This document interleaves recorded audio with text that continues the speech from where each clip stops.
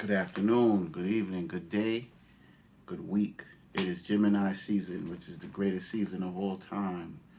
Thank you for tuning in again, because your time and attention are two things that you can't get back. So I greatly appreciate that. So thank you.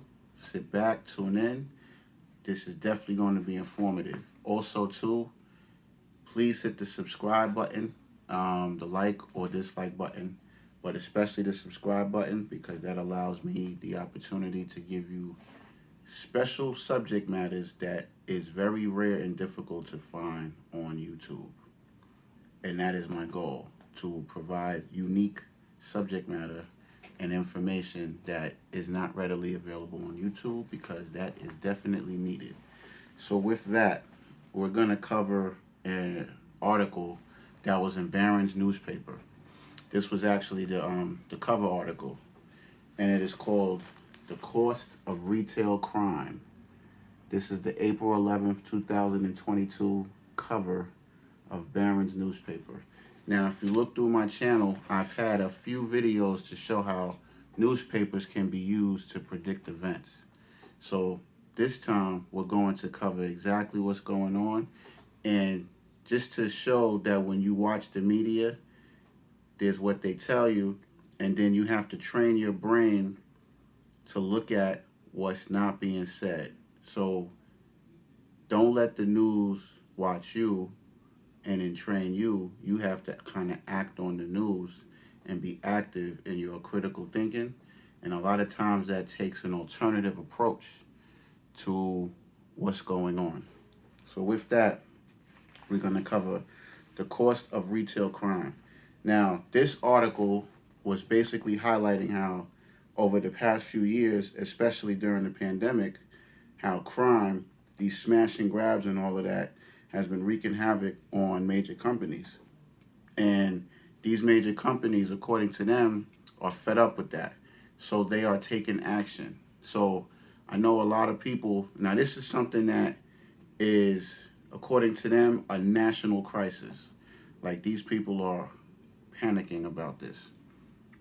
And I know if you watch the news, you have seen this rampant. You have seen images and videos of groups of people going into department stores and going into these retail stores and just bum rushing the stores and just taking all of these items, as much items as that they can fit and carry into their bags and into their pockets.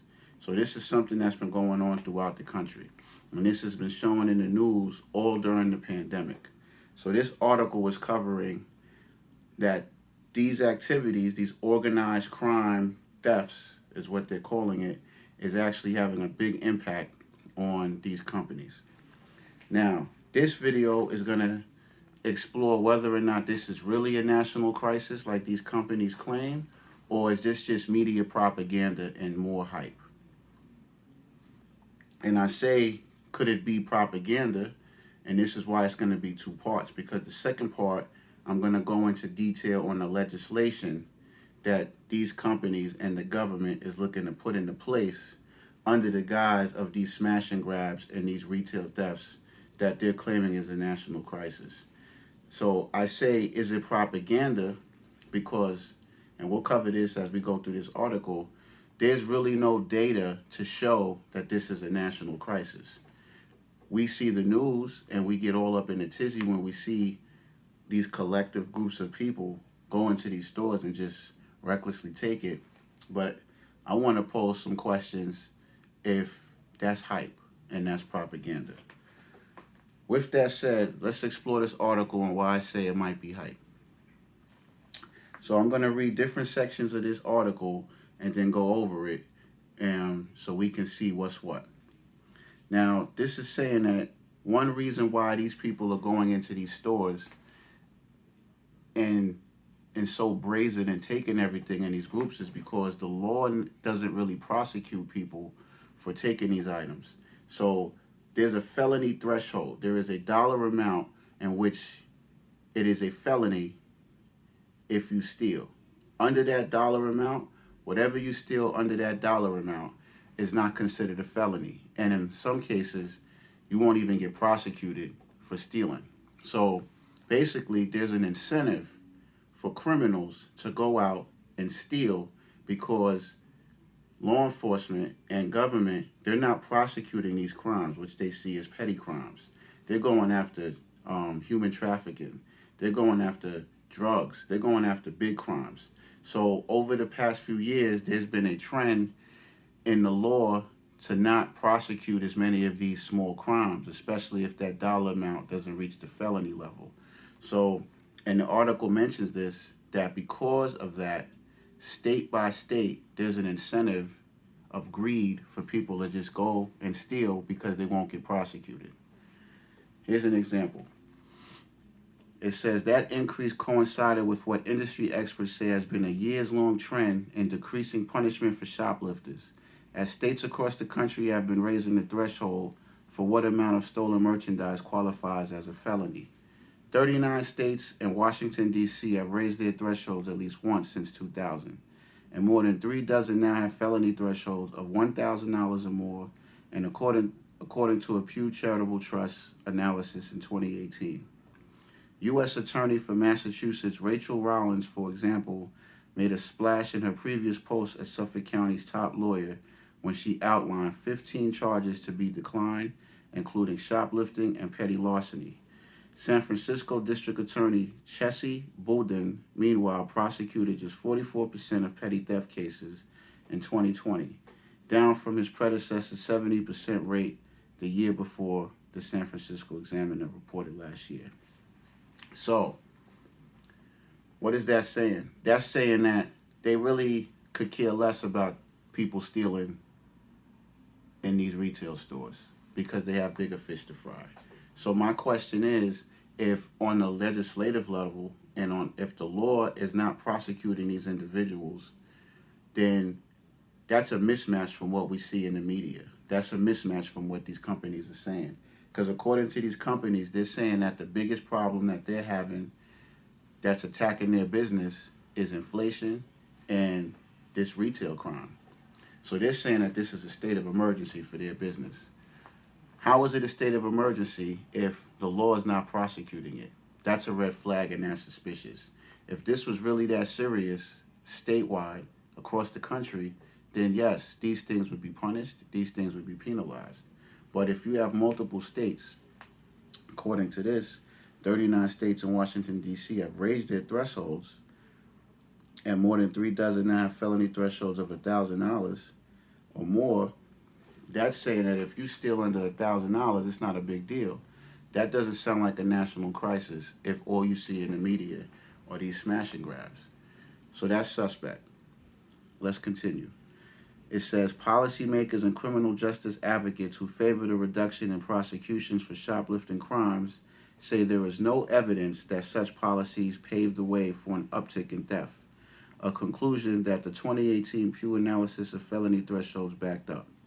And the lack of comprehensive national data on retail crimes, which means there is no way to determine the true financial impact or how much is getting stolen each year, has in turn fueled some criticism that concerns over retail crime wave are overblown, perpetuated by major retailers that stand to benefit the most from federal legislation cracking down on online marketplaces. So you have another group of people, right, criminal justice advocates and these policymakers, that's saying that there really is no evidence that there's a national crisis of high-level thievery in these retail stores. So basically that contradicts all the images that you see in the media. So all the images that you see in the media of these people smashing, grabbing that they bombard you with, there's a group of people, let's say that that's overblown and there's no statistics for that. So if there's no statistics and no data to show that this is a serious problem, why is the media showing this to us over and over again? Could it be that they're showing this to us over and over again because the issue is not necessarily theft in these retail stores, but they're really trying to crack down on online advertisers, which we're going to cover in the second video. So these smash and grabs that you see in the media seem to be a smokescreen for a bigger issue. So if they can get the government and if they can get people to see that this is a big emergency and a national crisis, it'd be more likely to pass legislation that can hurt not the criminals, but hurt the businessman, the small businessman, the online businessman. Let's get into that.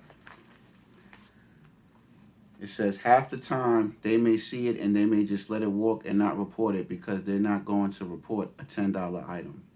The data that do exist usually group together losses for organized retail crime, petty shoplifting, employee theft, and other fraud, making it difficult to differentiate among the causes. So the data that is available is data that shows all type of theft. It can be employee theft. It could be small time theft, like taking a lighter. But there's no organized data to show that these smash and grabs are a big crisis. So if these things are on a big crisis, then why are these big companies going so hard to prosecute, to want the government to do something? Now let's see how small and insignificant this problem is according to the numbers.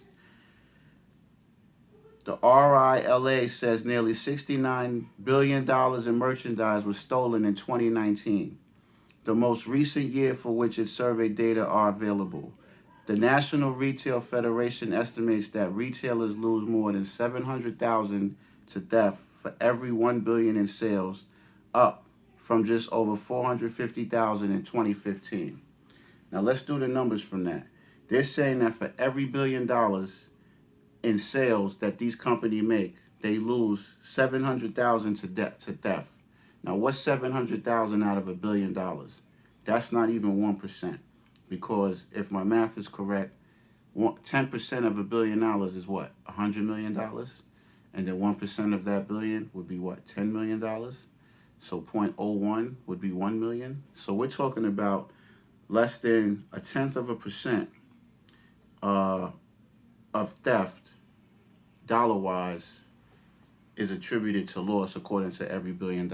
That's not much.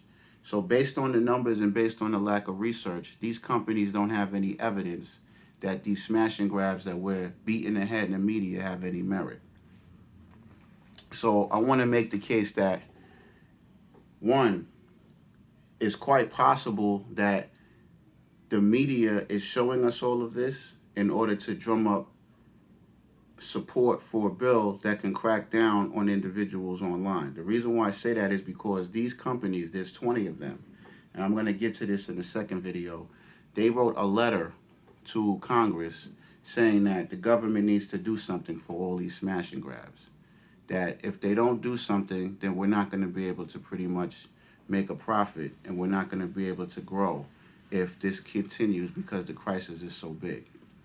That's going to lead me into the second video.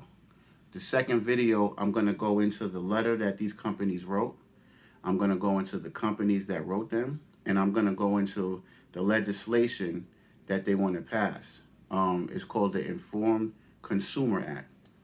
And this act is basically a response to the smash and grabs according to the view of the government and according to the view of these companies. So I just wanted to do this video to just give attention to this Barron's issue, because this is something that's going to affect your dollar. Because if these companies are saying that their bottom line is affected by smash and grabs, then the next thing that's going to happen is people are going to get fired. Because if they're claiming that they're not making any money because they're losing money based on theft and it's cutting into their profit margin, like most times, the first people that feel it are the workers. Because if they're not making the money that these companies need to make to hit their target, employees are expendable. So this smash and grabs that people are doing, according to them, is going to trickle down to people getting fired. Second, that's going to go to increased security and increased surveillance, which is the big thing. If these individuals are writing to Congress and they want Congress to do something, obviously one of the major things that's going to come down with this is going to be surveillance.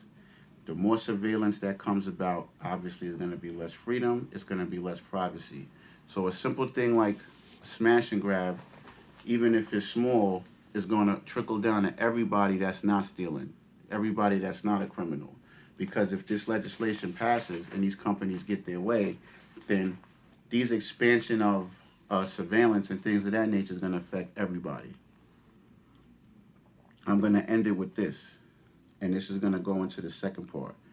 This says the U.S. Chamber of Commerce sent its own letter to Congress and other policymakers in late March, urging lawmakers to pass the Inform Act legislation that aims to make it harder to resell stolen goods.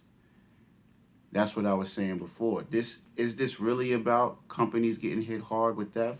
Or is this about companies feeling threatened because you have the average individual that's making money and a living online selling stuff, limited to no tax dollars being paid, and is cutting into their business? So maybe, just maybe, these companies are making a big hoopla because the online industry is huge. You see that with people making a living selling sneakers. You see that with people making a living online in general, especially since this pandemic. So now you got the average person that's direct competition to these retailers. So maybe that's what this is about.